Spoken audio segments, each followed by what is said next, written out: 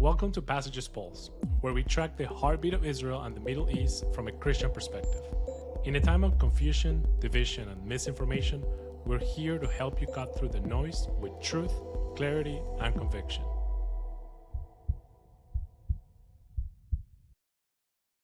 Hi, everyone. Welcome back to the Passages Pulse. My name is Josiah. I'm here with my co-host, Olivia Layne again. Olivia, is this 2 episodes in a row that we're both on the podcast together? I'm so happy to be here for our second podcast in a row. I know. We've had an interesting journey your first few episodes co-hosting this podcast because of the situation, of course, in Israel during the war in Iran and your travel since, but it feels good to, I think, have 2 consecutive episodes in a row where we're hosting together. This will be fun. It is an interesting subject, I'll say that.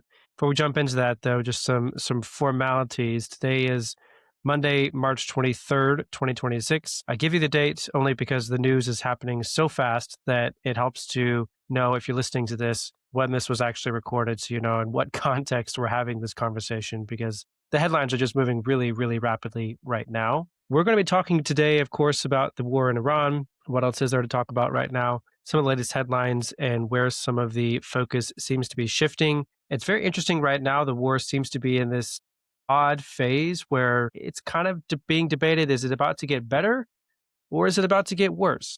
Could go either way. You know, you could make a case for and against, and we're gonna discuss, maybe even debate a little bit how we think this is going to play out. If we pull out our crystal ball and make some predictions, we'll see who's right. But that's what we're going to try to do today. So let's go ahead and jump into it. Before we do that, though, do want to give you a few quick highlights as far as what's in the headlines right now that'll be sort of informing our conversation. Olivia, do you maybe want to start us off with what's happening in Israel? Yeah, absolutely. In Israel, if you've been paying attention to all the headlines, you know that this week was really difficult. There were 2 ballistic missile impacts in Dimona and Arad, which are cities in Israel's south. And in those missiles that ended up making impact, over 200 people were hurt and entire buildings were damaged. The pictures are all over social media. This means that essentially that there are a lot of people who are now homeless, which is really unfortunate and this is not the only isolated incident of that happening since the beginning of the war. So keep those people in your prayers for sure. Yeah, these were really, really tragic incidents. To Olivia's note just now that this is not an isolated incident, it's true. This isn't the first time that this has happened during the course of the war. What made these headlines, I think, particularly striking is that it had been a little while, we're several weeks into the war. The scope or frequency of ballistic missile attacks from Iran had dropped pretty significantly since the start of the war, and that was seen as evidence that Iran's ballistic missile stockpile was either much reduced or its ability to launch had been significantly weakened or reduced as well. This happening over the weekend is evidence that despite that fact, which remains true, it doesn't mean that Israel is immune to attacks or from damage from those attacks. Occasionally, even with a very high intercept rate, over 90% typically, all it takes is 1 or 2 missiles making impact and it can still have a pretty devastating effect. One of the things that was also really interesting about this is that they were targeting 2 areas in Israel's south that are located in the vicinity of, if not very close to, Israel's nuclear facilities in Dimona. So it's pretty obvious here. You can put 2 and 2 together pretty easily, I think, what Iran was aiming for in that scenario, which is also pretty disturbing. And that being said, a couple of the things that are happening, not just in Israel, but across the Middle East that you're going to want to know about before we dive into today's conversation about what's happening, what might be happening next in the course of this war. Obviously, in Iran, the war is continuing as well. The focus is shifting. It really has been for a week and a half now, but it seems to really be sharply narrowing or focusing on the Strait of Hormuz, which we'll explain a bit more in a few minutes. President Trump gave an ultimatum that if Iran did not permanently open the Strait of Hormuz, within 48 hours, the U.S. would begin striking energy plants and infrastructure across Iran. Iran then threatened to escalate by hitting energy plants, not just energy plants, but also desalination plants providing water across the Middle East. And this morning, President Trump announced that secret talks have been happening, apparently over the course of the weekend, during that window in which he had given Iran an ultimatum. And he extended the deadline for Iran to concede essentially to his demands another 5 days. Presumably, at the end of those 5 days, Iran's energy plants would then be back on the table and things could escalate once again.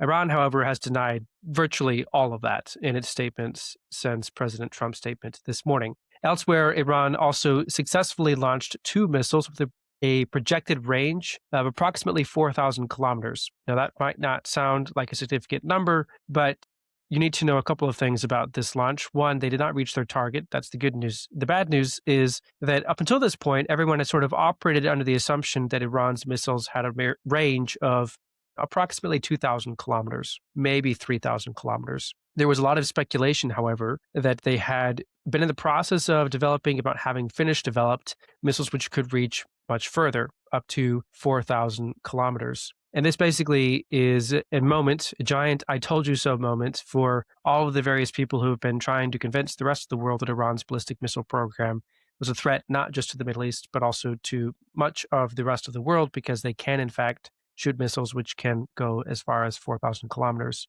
This puts Europe easily into range. For context, the continental United States, East Coast, New York, for example, is somewhere between 5,000 and 6,000 kilometers from Iran. So they're pretty close to being able to hit the East Coast of the United States if they can launch one already 4,000 kilometers. Last but not least, in terms of the headlines, a few thousand troops are being prepared to deploy to the Middle East. I should clarify, these are ground troops, not just reinforcements for the naval and air units which are already in the Middle East. It is not clear yet if Iran is their final destination, but again, put 2 and 2 together, more than likely the answer is yes. So that leaves us a lot of things to talk about. Olivia, would you like to respond to any of that before we get into some back and forth about what this all means? Yeah, actually. So it was just this morning that I found out about these quote unquote secret talks happening between President Trump and Iran. And I guess my first thought was like, literally got a notification on my phone that was like, Trump says he's negotiating with Iran. And then 5 minutes later, got another notification that said Iran denies any type of negotiation with Trump. So I Right. guess my question is, if Trump really is having negotiation with Iran, considering the fact that the United States has taken out, I think last I heard, like 4 different layers of leadership within the Iranian regime, who is he negotiating with? Do we have any information on that? Not really. I mean, it's a great question, but there's not really one that has an answer at the moment because, of course, President Trump is not saying exactly who he's been meeting with. If you were to speculate, I think you have to assume that it's someone on the inside that he thinks can actually do something, can actually meet his demands. So it's someone within inside Iran, but that leaves a lot of different possibilities. You have a wide number of different structures within Iran that are competing for control at this point. And that's in large part due to the fact that, to your point, so much of Iran's leadership structure has been consistently and methodically targeted or even eliminated since the war began, that there is some sort of power struggle going on inside Iran right now. There's quite a few signs that the IRGC, Islamic Revolutionary Guard Corps, is winning that power struggle and is consolidating even more power at the expense of other parts of Iran's government and power structure. Who exactly that leaves available to talk, who can actually produce some sort of outcomes, again, still not entirely clear, because even within the IRGC, you have different factions, rivalries, and different centers of power that are trying to consolidate their control. So I don't really have a name or even a specific group of individuals in mind that is the most likely for him to be talking to. I'm sure someone smarter than me probably has some idea, someone who studied Iran more closely. But at the moment, President Trump is not naming names. Again, probably with good reason, because he doesn't want to spoil the talks by scaring them. Yeah, that's so interesting. And then I guess my other question as you were talking too is, there's been so much talk about the Strait of Hormuz and, it being closed. I guess it's kind of a twofold question. When they say closed, does that mean there are absolutely no ships passing through whatsoever? And what does closed even look like necessarily? The Strait of Hormuz is about 21 miles wide. It's a waterway in the Middle East. And basically, it sits between the coastlines of the United Arab Emirates, Oman, and Iran. It is the narrow passageway from the Gulf to the sea outside of the Arabian Peninsula, the Arabian Sea, the Indian Ocean, eventually the Pacific Ocean, Asia. And what it does essentially is create this narrow passageway for much of the shipping that leaves the Middle East, especially the Arabian Peninsula, and makes its way to the wider world, especially to Asia. although potentially also to Europe through the Red Sea and the Suez Canal. In order to effectively close it, you have a couple of options. One, you can mine the strait. You lay mines in the water, which would be preventing any sort of ships from safely passing, or you can control enough of the coastline. And because it is relatively narrow, you can basically shoot at passing ships like they're ducks in the water. It's not very hard to do because it is very narrow. I mean, the strait itself is 21 miles, but the navigable waters, or the portion of the passage that is safe for ships to navigate, is much, much smaller. You're talking 4 to 6 miles wide potentially. Wow. So it's not very hard to pinpoint where the ships are going to be passing, at what speed, and then shoot anti-ship missiles or launch drones or whatever it may be at those ships. Those are the two ways of effectively, with force, closing the Strait of Hormuz. The third option is basically to threaten to do one of the first two and then wait and see if people call your bluff or not. That's kind of what Iran has done up until this point, is there hasn't been a lot of international shipping going through the Strait of Hormuz, except that which Iran gives explicit permission to, typically ships that are on their way to China, for example. Most of the rest of international shipping is not even attempting to pass through the Strait of Hormuz right now because Iran is threatening them with one of those first two options, either mining their ships or launching drones and missiles at them. And the international insurance market has also taken those threats seriously and revoked insurance for a lot of the ships. So that's more or less what's happened. Is they haven't, not like they put a gate across the Strait of Hormuz and closed it that way, but they basically said, don't let anybody try it or we'll start shooting. And most of the international shipping companies and the insurance providers that they answer to said, okay, we're not going to try until this gets resolved. Interesting. That's super interesting, actually. Like I knew that it was a very short passageway, but the fact that it's only a few miles of actual width that ships could actually pass through makes the situation so much more complicated. So thanks. That's really, really helpful. Yeah, a little splash of geography for all of our geography fans out there in the world. It is very interesting, the effect that little things like that can have on massive global events in geopolitics. It does matter pretty significantly. So let's maybe jump into a bit about why the Strait of Hormuz matters so much, not just why it functions this way, but in terms of what the implications are. And then we can get into some of the questions about, okay, what do we think might happen next? I've asked Olivia to make her prediction. I'm going to make a couple of mine. I think we're both going to have a couple of caveats to our predictions because that's the nature of the beast right now, but we'll get into that in a moment. First, a bit about why this matters so much, because I do hear some chatter, and Olivia, correct me if you're hearing something different, but some of what I'm hearing on social media is a fair amount of questions about why does this matter so much? I mean, why are we even bothering with this? It seems like all it's really doing is driving up the price of oil and gas very significantly. There's obviously some economic costs to getting invested in a passage of water like the Strait of Hormuz. Why are we doing this? And particularly given the fact that the U.S. is a net exporter of oil and gas, why would we trade our advantage in that respect over a piece of water like this? It's a good question, and that's why I wanted to make sure that we spent a minute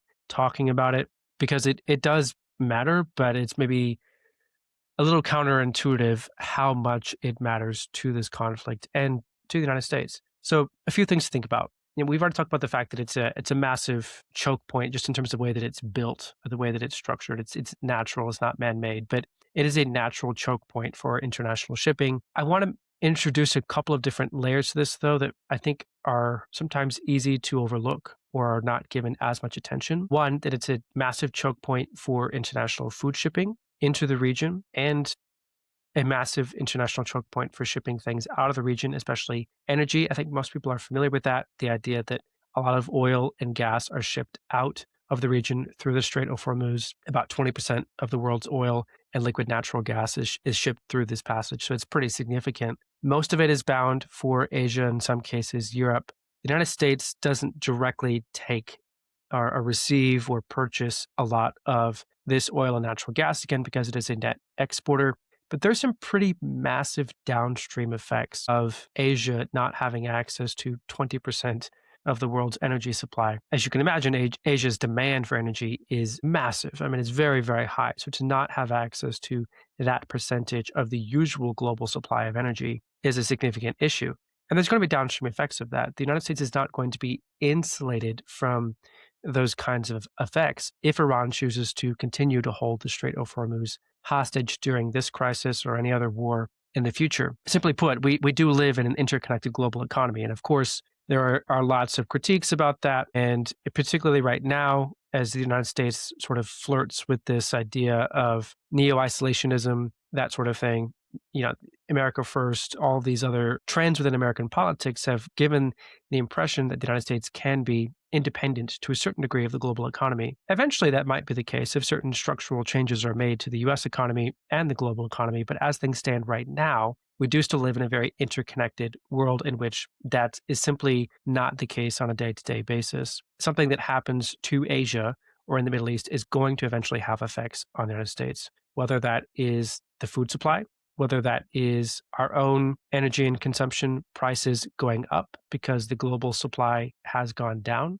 Even if we have massive production of oil and natural gas in the United States, doesn't matter. If we're competing with consumers from Asia for our own oil and gas, then the prices are going to go up and we're still going to feel the effects of that.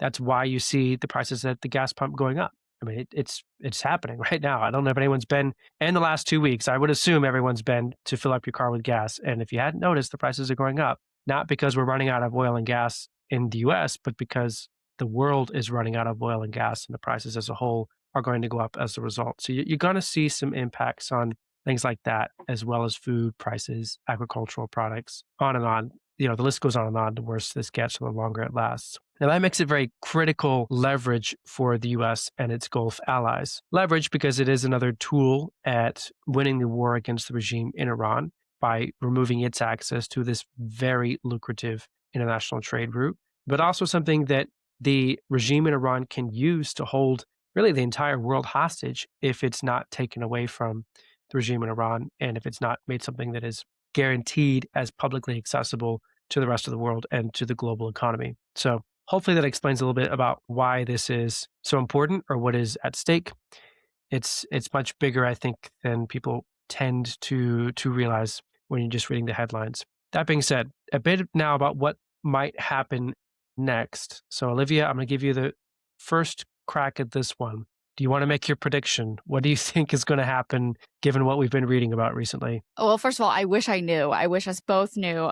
I wish El Al would open up flights tomorrow and that the war would end completely. That would be lovely. So obviously all of these things are just personal predictions or possibilities. Neither of us know the exact outcomes, unfortunately. But I think there's definitely several different options. And there's so many moving parts here, especially given the fact that so much of this is also a proxy war with other different groups involved. I think it's pretty obvious that Iran is currently playing its strongest card by choking the Strait of Hormuz. I think that's very obviously become the main factor in the war that people have begun talking about, because that's also the one thing that the US and its allies really can't tolerate long term for all of the reasons that you explained just a couple minutes ago. So I think the likely outcome, Trump, I think, has even alluded to this morning, is that there's possibly going to be a decisive military move to reopen the Strait of Hormuz, some of which is already happening now. That could include naval strikes. It could include clearing mines. It could include hitting Iranian infrastructure. And the other path, I don't necessarily know what the off-ramp to the war would look like in that scenario, but I think the other path, if no decisive action is taken to reopen the Strait of Hormuz, would definitely drag the war into, it would basically become a much slower, potentially messier war, because then the Strait of Hormuz would stay partially disrupted, and then that would potentially cause Iran to lean more into proxy attacks and asymmetric attacks, and then the rest of the world would essentially just have to absorb all of that chaos, which would mean, as we're seeing now, increased gas prices, lots of instability, and also, as you perfectly mentioned earlier, potentially higher agricultural costs and all these other things that are just a byproduct of the Strait of Hormuz being disrupted. This case, I think with both of these scenarios and what we're seeing right now, Iran's goal is not necessarily to quote unquote win, and I would love to hear your thoughts on this, but it definitely is to survive, which appears to be what their main strategy is right now. And I think that a lot of that is seen in the way in which they're launching, rather than hundreds of missiles at once. I think they launched like over I want to say well over 300 missiles in the first day of the war, and now they're launching just a few a day. And it seems to me that they're kind of like a child throwing a tantrum that like still isn't quite ready to give it up yet. Like they're just kicking every now and then. And I don't know what the necessary off ramp on that is. And I would also love to hear your thoughts on this, is because I think another complexity that I haven't really heard people talk about necessarily is that I don't think the Iranian people have necessarily come out to the streets to overthrow the regime the way that people initially thought that they would. And I don't know what level of complexity that adds to what the end of the war looks like. So I would love to hear what you think about what will happen next as well. Yeah, well, you've made my job a little bit harder trying to answer the original question by throwing this wrinkle in about the Iranian people and regime survival. But I'll take a stab at, I think, offering a couple thoughts on that and then the original question. As far as what's going on with the Iranian people and the lack of an uprising to this point, I think there's a couple of things that I've observed that are really interesting. One, there's been a decent amount of chatter in the last few days about the fact that President Trump basically told them, and so did Prime Minister Netanyahu, that there will come a time for an uprising, but also they were warned in the early days of the war to be safe. Stay out of the streets, near your shelters when the bombs are being dropped, for good reason. We don't want to accidentally hurt anyone. And I think this was a good warning to give, given what happened in the early days of the war, that strike on the school. There's a lot of back and forth, but at the end of the day, the U.S. is still investigating, but it would appear that it was an accidental strike that the U.S. military carried out that killed 100 and something school children. So there's a good reason for the U.S. to basically tell the people of Iran, stay inside. Please don't make this exponentially more difficult by being out and about when we're trying to target very bad people. We need a clear separation of the good and bad people in this war, especially given the types of munitions that are being used that are just very large bombs being dropped in these different facilities. So that's one thing I think we have to keep in mind is when people get frustrated or impatient with the lack of action or protest up until this point, you have to remember, sure, it would be nice if you saw more pressure from the average Iranian on the Iranian government right now. But at the same time, they were given pretty clear instructions not to get in the way, essentially, and to, for their own safety, try to stay out of the way, actually, while this war is being carried out. So maybe at some point in the near future, the conditions will be better and they will be free to begin protesting and it'll be safe to do so. But at the moment, I'm not sure we're quite there yet. The second observation I wanted to make, though, about the Iranian people and the role that they're playing is that there are a lot of reports they have been actively involved in helping to provide information and intelligence about the whereabouts of different targets the United States and Israel have been trying to eliminate. So that is very noteworthy, and that's key. That they're still taking, I think, a pretty significant risk, and there have been, even since the war started, executions carried out, people accused of conducting espionage or even just not being supportive enough of the regime during the war. The fact that there are people who are risking their lives to go out there, find intelligence, and then pass it to the Americans or the Israelis in order to help this war be carried out more effectively, that's key. You really have to admire the courage and the honor of those Iranian people who are taking those risks, even if the protests have not reached the level that maybe people might have expected to see at this point during the wars. I think we have to remember those things. As far as the regime itself, whether it survives this or not, Olivia, you're absolutely right that if they survive, they will consider that to be a win. One of the things that I thought was very interesting, though, was a comment, I believe it was this morning, President Trump he made a few statements actually about the war in Iran and sort of the progress in it. And one of the things that was most fascinating, I thought, was that he basically said the demands that are being made in the negotiations with the Iranians, although they are not necessarily explicitly about regime change, in effect, practically speaking, they would require regime change of a sort, because they would require so many concessions that the current leaders who are in charge, who are all extremely hardline, would not agree to them. And if they did agree to them, it would so fundamentally change the identity of the Islamic regime, whose very reason for existence is to oppose the West, the United States, and Israel, that even if the same people were involved, it would be an entirely different structure and an entirely different institution, an entirely different culture of the leadership of and the government of Iran, that it would basically be a regime change, even if it were not officially so. So that's very, very interesting, I think, to hear the Trump administration using language like that or framing the issue in that way. And I think what he's trying to do is create space for people to think about how to change the long-term future of Iran without necessarily requiring a regime change war that lasts years and years, and preparing the ground potentially for people to try to accept the reality that small changes, what appear to be small changes in Iran's government and its leadership, might actually be very significant if they come at the expense of having to give in to the number of demands that the U.S. is making of Iran right now. So that's something really interesting, I think, for us to try to track and follow over the course of the next few weeks, definitely. To go back to the original question, though, in terms of what might happen next, I like what you did, giving two possible scenarios. I think I'm going to do the same thing, sort of hedge my bets a little bit by giving two different paths that we might see the United States and Iran going down over the next few weeks. One is that President Trump is sensitive to the economy's response. It's an election year, a midterm year. If he loses these midterm elections in the fall, especially if he does so in a dramatic fashion, then that's more or less the end of his presidency, because there's no pursuing a legislative agenda for the next, or last 2 years, I should say, of his presidency if he loses these midterm elections. And that's a pretty significant burden to carry through the last 2 years of his presidency when he's really trying to cement his legacy. So it could be, maybe, that President Trump is sensitive to those political and economic realities. I think right now, political support for the war is still fairly high despite these rising costs. And so I don't see obvious signs that that is the case, but you never know. It's possible. And what that would probably lead to is that he ends the war with some sort of negotiated settlement a little bit earlier than expected. And not every demand that has been made in public is actually met.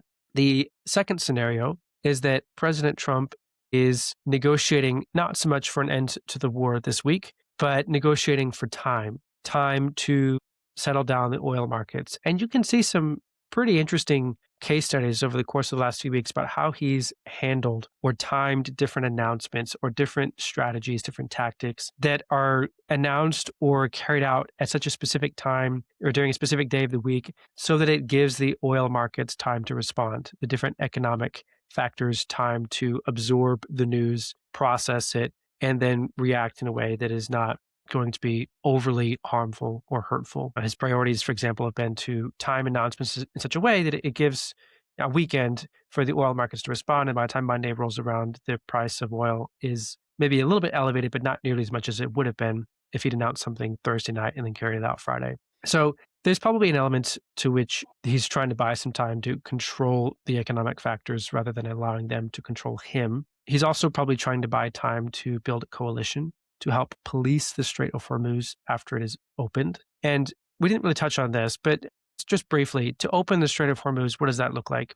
At the moment, it doesn't appear that there's been a lot of mines laid. If mines are laid, of course, you have to sweep the strait for mines using minesweeper ships. That's a relatively extensive process, can take some time. The alternative before the mines are laid is to destroy as many coastal defenses as possible, and then potentially to occupy a certain amount of Iran's coastline so that you can ensure that you've actually gotten everything and that there is nothing left, that everything that is left is destroyed so that it can no longer threaten the waterways through the Strait of Hormuz. He may be trying to, it definitely appears, I should say, not maybe, it definitely appears as if he's trying to build a coalition to help police the Strait of Hormuz after an operation to force it open. What I mean by that is that President Trump is looking at this chessboard going, most of the countries that require access to the oil and gas coming out of the Middle East and flowing through this strait, they're not the United States, they're countries in Europe or the countries in Asia. And so he's been methodically putting together a coalition of these countries who would escort their ships through the Strait of Hormuz after it is opened, so that there basically is an international police force patrolling the strait and ensuring that everything that moves through there can do so safely. And trying to get the countries that rely on the oil and gas most to step up and contribute to that effort. That takes time, though, to convince all the different countries to come on board. You've seen progress over the last week, but I'm sure he would like to see that coalition get even bigger. The last thing he probably needs time for is, drum roll please, to deploy ground troops. And this is something that has been kind of on and off in terms of its discussion over the last few weeks. Most people have been really hoping that ground troops would not be required in order to win this war against Iran. But it seems like, given how deeply entrenched and stubborn at this point the Islamic regime is in Iran, that you might have to put ground troops in Iran in order to accomplish certain objectives, whether that is securing uranium or other nuclear material, or whether it is securing that portion of Iran's coastline that you need to in order to fully destroy all the weapons that they're using to threaten ships. That might require troops. And there are troops that are being sent to the Middle East right now, but they're not going to be there in the next couple of days. It could take a week or even 2 weeks for some of those troops to get there. A 5-day deadline for talks to make some progress. It's plausible that what he's doing basically is buying time for some of the troops that he needs in position to get there so that he can take the next step in forcing the issue on his terms. All that to say, to Olivia's point, this really is a game of speculation. I think if you were to ask the Iranians right now, they're making statements saying, we think it's a game, it's a ploy, Trump is trying to buy time. I think that's reasonable. I think that's a reasonable assessment of what's happening right now. And for once, I don't always agree with them, but in this case, I might actually agree with them that there's a reasonable chance that that is actually what's happening. But we don't have any special information or ability to read President Trump's mind or his advisors. So I would lean toward the second scenario, but I wouldn't be surprised if there's a third scenario we haven't even thought of that is actually about to play out. So those are my thoughts. Olivia, you want to add anything before we wrap up? Yeah, it's just really interesting how many layers there are to this, that as you're talking, I'm like, how many people do I know on social media that actually are able to get into the nitty-gritty, multifaceted details of what this war entails, and how many people just simplify what's happening in the Middle East because it's clickbaity or because it's more engaging. And so I really appreciate you breaking that down and really being nuanced about it, because the reality is there are so many different ways that this could play out. And so we don't have all of the answers as to what that's going to look like. And it's really helpful to hear, the multiple different perspectives, both positive and negative, of how these types of things could play out.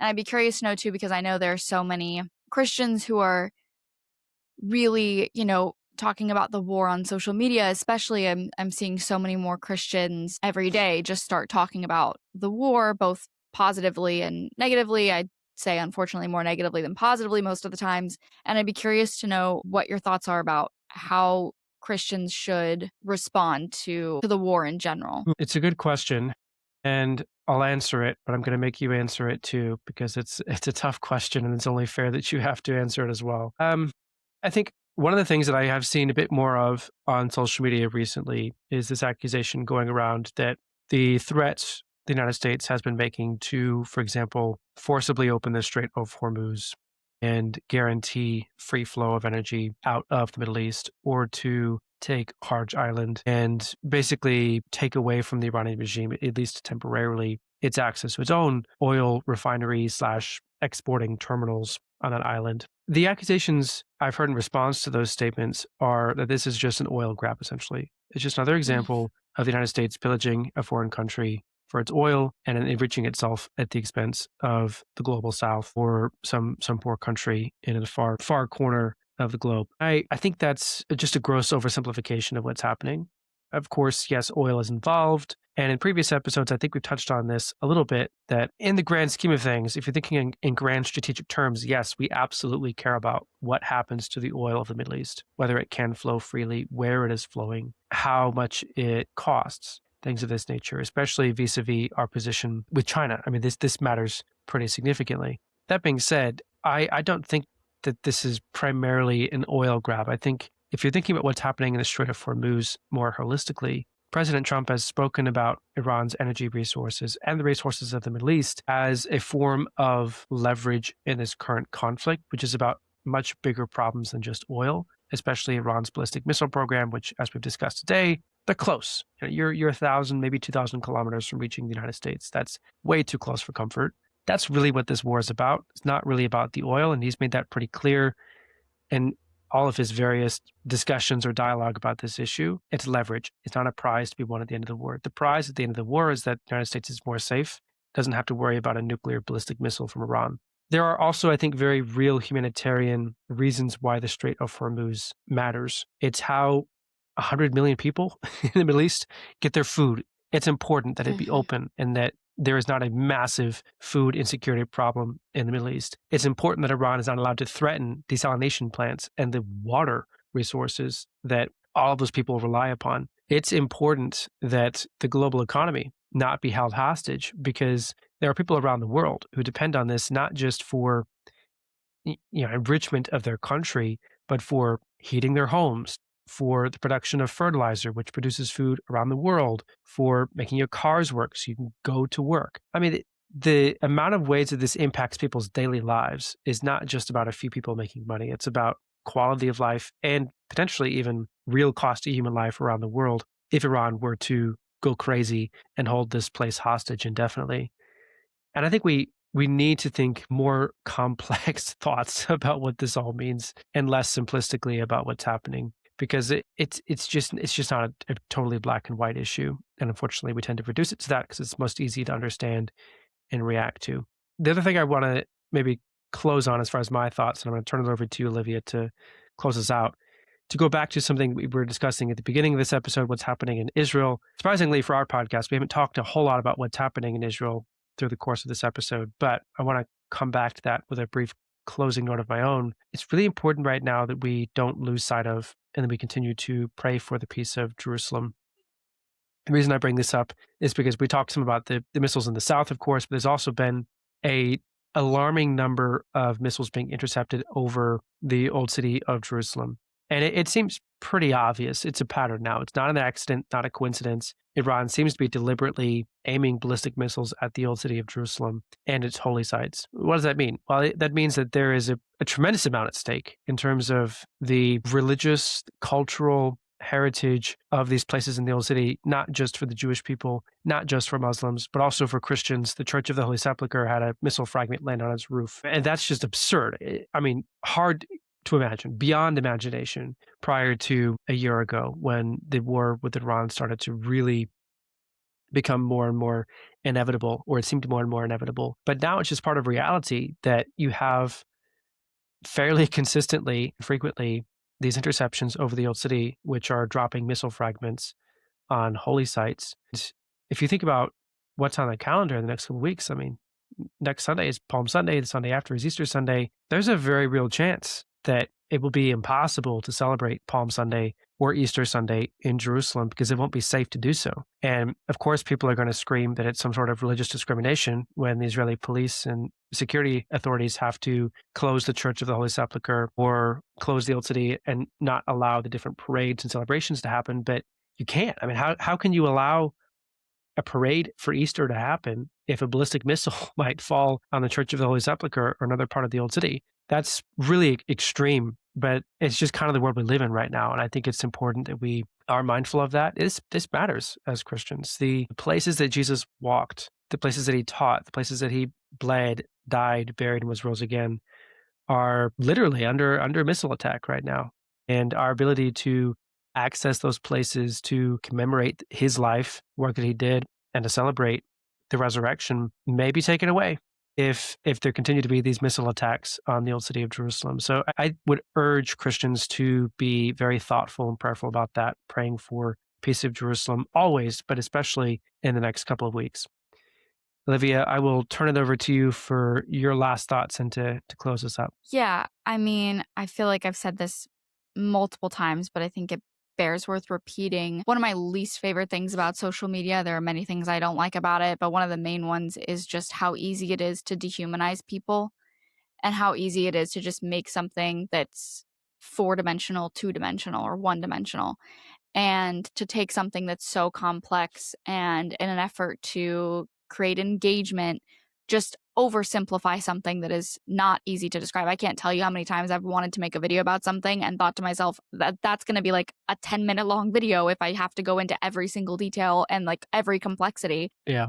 And so sometimes I just am like, I don't know how to even talk about this without somebody, being willing to sit down for a long period of time. And unfortunately, all of our attention spans are fried and none of us have the ability to sit in this uncomfortable complexity. And so I think that's why conversations like this are important for us to sit down and have these conversations about all the different things all the different moving parts and all the different things that are going on. So for Christians, I would say, it can be really easy to see videos of war, and I think especially with my generation and how much we just consume of like graphic imagery all the time, and to just become desensitized to it. And I say that as somebody who I've seen that even within myself. I feel like I've seen so many graphic images of war that when I see one now, less and less does it compel me to have a empathetic or sympathetic response. And so something I've been really intentional about when talking about these things is, and you broke it down personally when you went through the humanitarian reasons as to why the Strait of Hormuz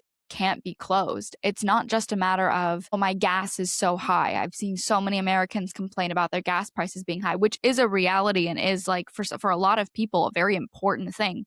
But there are also millions of people who rely on the Strait of Hormuz for basic food. And so things like that, I think, are important to also consider when we talk about these issues and how every single one of these things impacts people's daily lives, and to just never take that for granted. Like, I was sitting at a Passover Seder last night, and my boyfriend made a comment of like, all of our friends are in bomb shelters in Israel right now, and they're probably not going to be able to celebrate Passover with their families. And all of our Christian friends in Israel are not going to be able to have the same Easter celebrations that they normally would in the old city because of all of these things going on. I think there's so much that we just take for granted living in the United States and having these freedoms that we have. And I'm constantly reminding myself to never take any of those freedoms for granted. So if I had to say anything to Christians, just be thankful for what we have and to continue to pray for the peace of Jerusalem and for the people of Iran and for everybody who's suffering right now because of this conflict.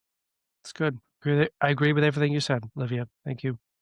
Thanks. Thank you, Olivia, for making time for this episode. I know you still have a busy travel schedule, but it's always good to talk with you about the news and what's going on. Thank you, Lindsay, for helping us to produce this episode. And thank you all for listening as well. This one was a little bit on the longer side, so if you stuck around to the end, good for you. Thank you very much, and we will see you next week. Thank you for listening to this week's episode of Passages Pulse. Help us grow this community by liking, sharing, and subscribing. If you like this week's episode, let us know by leaving a comment below. This podcast is a project of Passages Israel. We exist to educate the next generation of Christians on modern Israel, deepen the roots of their faith, and equip leaders to foster positive Christian engagement with Israel and the Jewish people. To learn more about Passages, follow us on social media or visit us at passagesisrael.org. Until next time, we'll keep our finger on the pulse.